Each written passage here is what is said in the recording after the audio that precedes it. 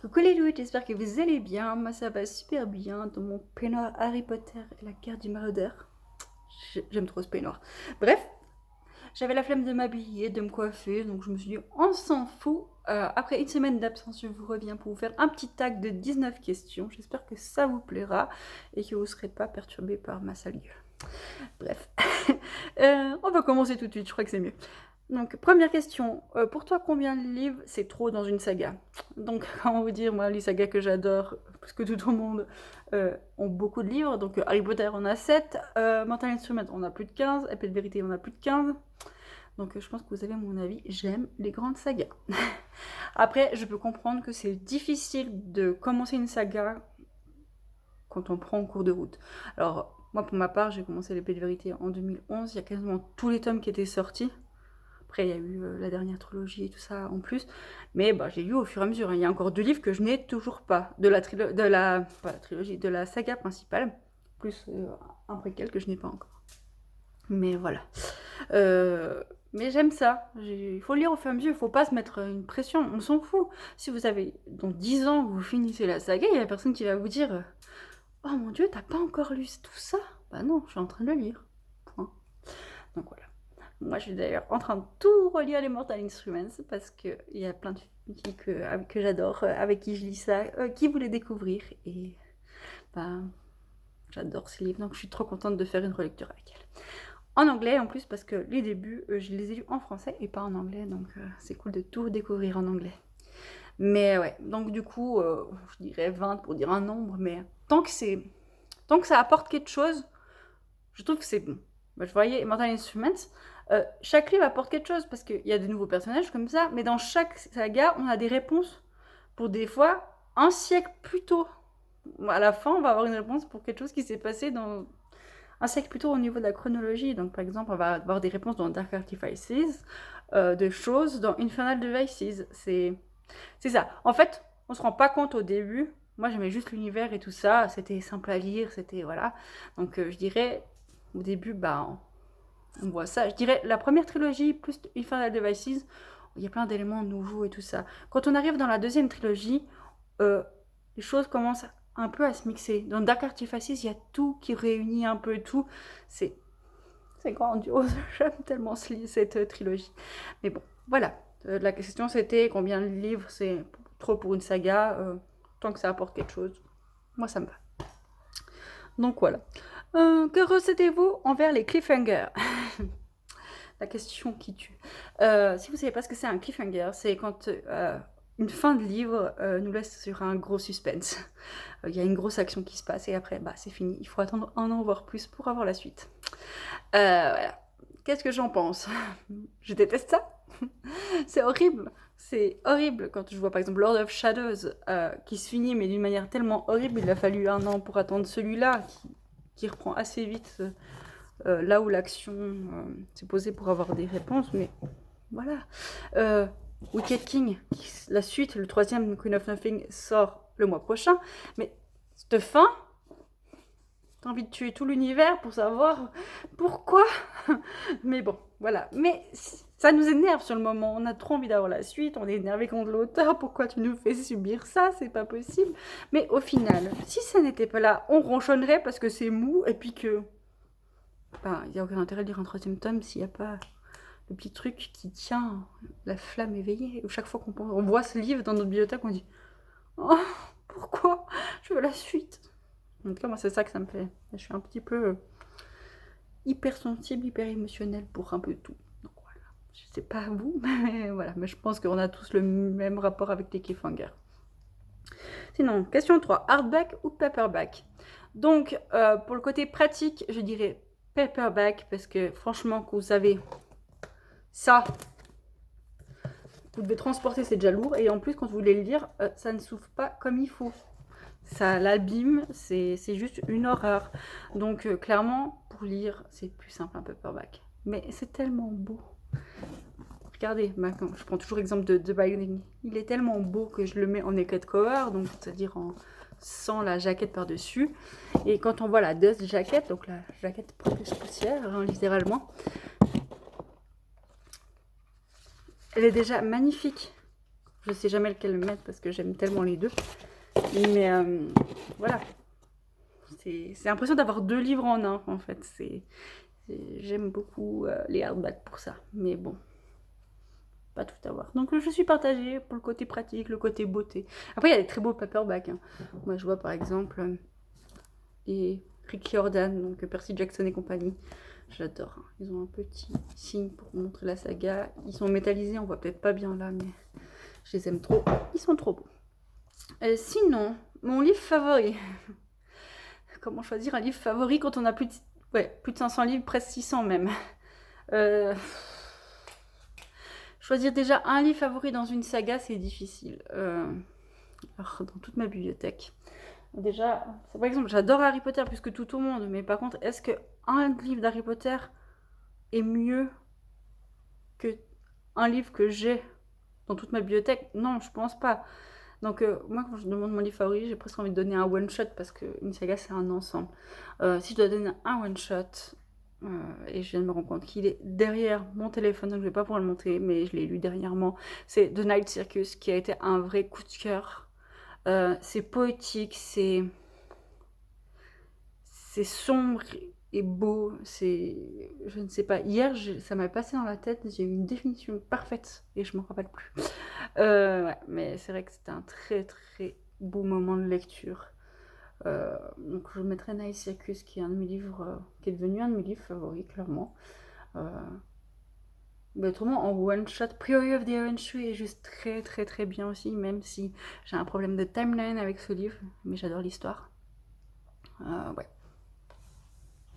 Je sais pas, mais bah, j'aime tellement de sagas et tout, c'est difficile d'en citer qu'un livre, c'est quasi impossible. Mon livre le moins aimé de ma bibliothèque, la même chose, c'est mes bébés. S'ils sont encore dans ma bibliothèque, c'est quand je les ai quand même aimés à un moment ou un autre, à part celui que j'ai là devant les yeux. Mais j'ai vu qu'il y avait une autre question qui correspondait peut-être plus à ce livre. Donc voilà. Mais voilà, oui, je vais mettre celui-là. J'ai un petit peu mal au cœur. Mais je vais dire la saga Illuminae. Parce que... Je sais pas pourquoi j'ai tous pris. J'ai bien aimé ce livre quand même. Je les ai lus très vite, en fait, je les ai dévorés même. Mais, comment dire, je n'arrive pas à me mettre dans l'histoire. Je ne sais pas si vous connaissez Illuminae, c'est de la SF. C'est écrit par Amy Kaufman et Jay Christophe. C'est sous forme de dossier. Donc en fait, c'est des retranscriptions de vidéos ou des impressions de chat, tout plein de choses comme ça, des rapports, voyez, des mails, des trucs comme ça. C'est comme si vous lisez un dossier. Donc l'histoire est super intéressante, c'est un dossier pour enquêter sur ce qui s'est passé sur une certaine planète, et puis après il y a des gens qui se sont échappés, bref. C'est toute une histoire qui est vraiment hyper intéressante. Sauf que pour moi, c'est comme si je regardais l'histoire à travers une glace. Je n'arrive pas à me mettre dans l'histoire. C'est vraiment comme si je lisais un dossier. Et c'est bien, mais pour moi, il me faut plus. Pour moi, c'est pas un roman. Voilà, c'est ça, peut-être ça mon problème. C'est que, autant, bah, il y a des moments, il y a des bouts où j'étais là, mais non, pourquoi ça s'est passé ça? Pourquoi non? Quand même. Mais, comme si je lisais, je sais pas, un dossier. Je ne sais pas. Je n'ai pas réussi à me mettre pleinement dans ce livre et ça me frustre en fait de pas réussir. Alors que l'histoire me plaît. Je les ai vraiment dévorés, les 3, je les ai lus en une semaine, je pense. Mais il manquait ma petite étincelle. Donc, je mettrais 4 pour l'histoire, mais je mets 2 pour le côté émotionnel. Donc, je mettrais ce livre. Mais c'est pas vrai, parce que... D'ailleurs, il est toujours dans ma bibliothèque, parce que j'ai pas envie de l'enlever. J'aurais même plaisir à le relire d'un côté. Mais... pas vraiment comme un roman. Voilà. Ouais, il fallait choisir. Hein. Sinon, question 6. Les triangles amoureux. Les triangles amoureux. C'est une bonne question. Il y en a quasiment dans toutes les nouvelles, les Young Adult Novels. Je sais pas pourquoi j'ai le nom en anglais, mais pas... Bref, tout ce qui est Young Adult, il y a des triangles amoureux, quasiment. Ça dépend. Franchement, il y a des triangles amoureux dont je ne citerai pas, parce que j'ai failli spoiler.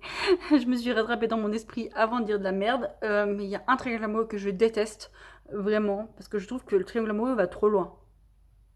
Mais après, tant que l'histoire, ça prend pas le dessus sur l'histoire, ça me dérange pas plus que ça. Mais après, bon, voilà. Il y a des schémas dans tous les livres. C'est comme les policiers, c'est toujours le même schéma. Ou c'est rare, d'un coup, il y a une perle au milieu qui va réussir à faire quelque chose de super beau. Puis après, il y a 10 000 personnes qui vont reprendre ce schéma-là. Donc ça donnera tout sauf original. Le triangle amoureux, c'est un peu la même chose. C'est l'ingrédient à toutes les sauces. J'ai rien vraiment à dire contre les triangles amoureux et pour les triangles amoureux. Je sais pas. Ça dépend vraiment si ça prend le dessus sur l'histoire ou pas.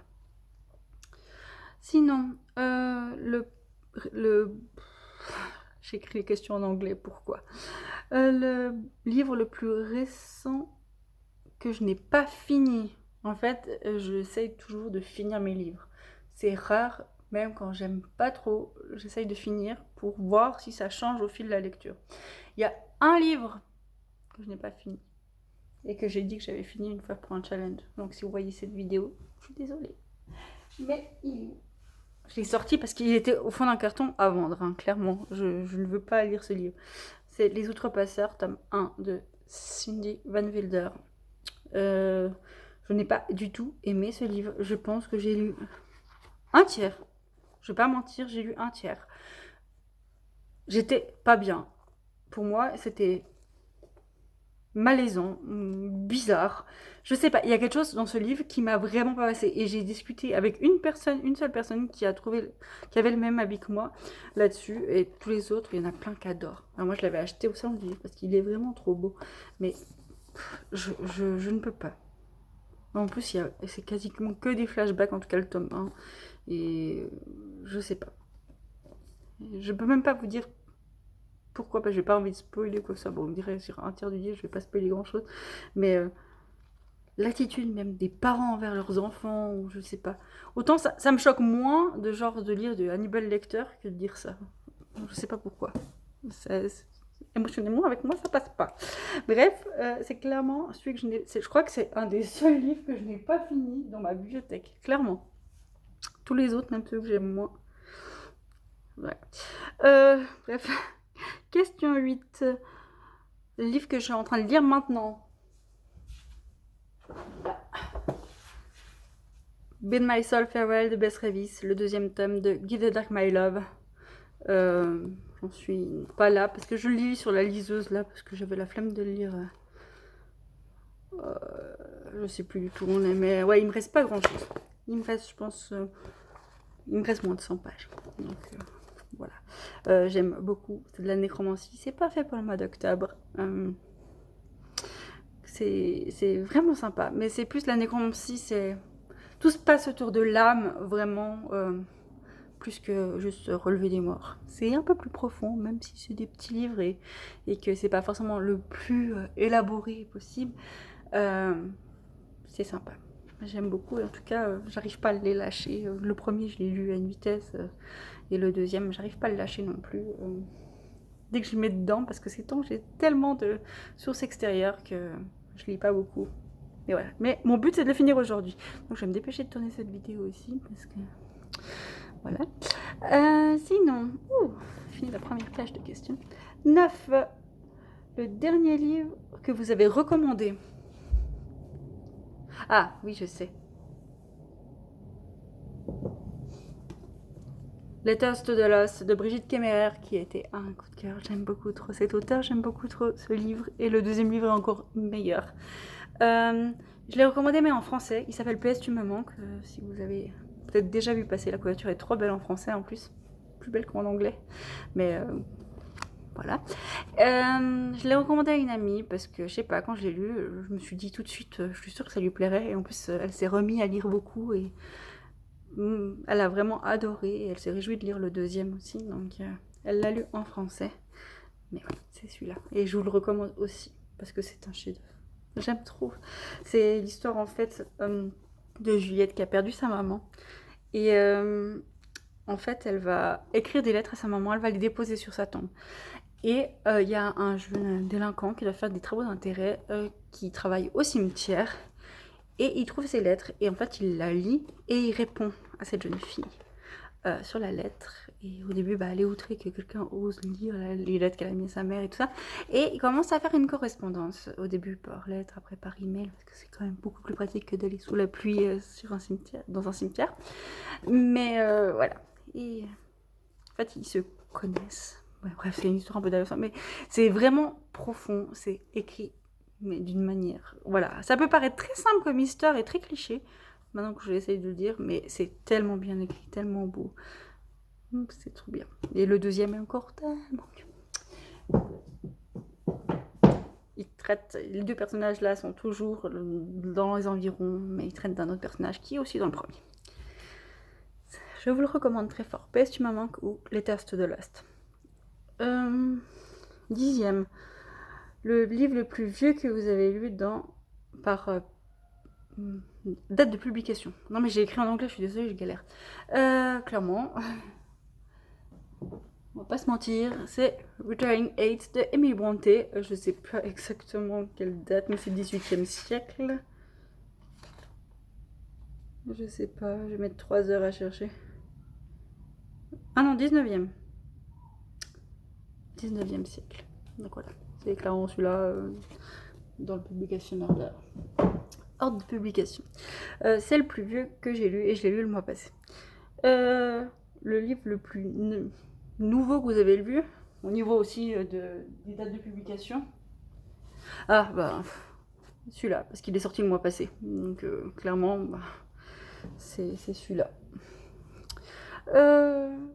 Mon auteur favori.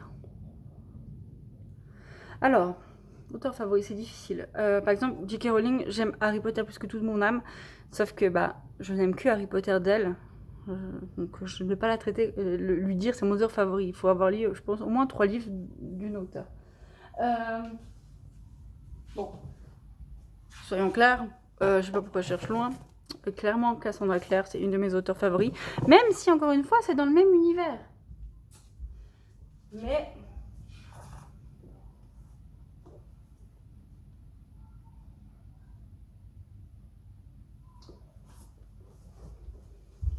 Par exemple, Rachel Mead. J'adore Vampire Academy.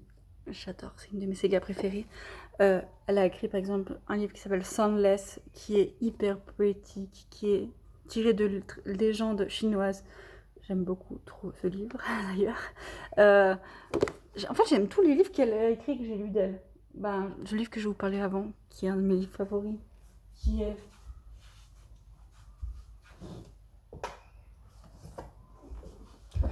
Je vais le sortir, du coup. L'échiquier des dieux. Donc, l'ère des miracles, tome 1. L'échiquier des dieux, c'est le titre, et l'ère des miracles, c'est la trilogie. C'est un de mes livres préférés. Mais voilà, je pense que si je devais dire une auteure que j'adore, ce serait elle. Ou bien Sarah J. Maas, parce que j'ai un coup de cœur pour tous ses livres. Je me réjouis trop de Crescent City qui va sortir bientôt. Brigitte Kemmerer, que ce soit en fantasy ou en contemporain.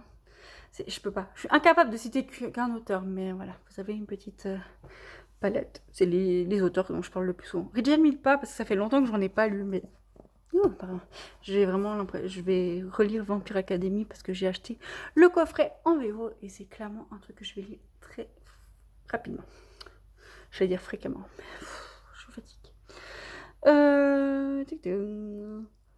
13.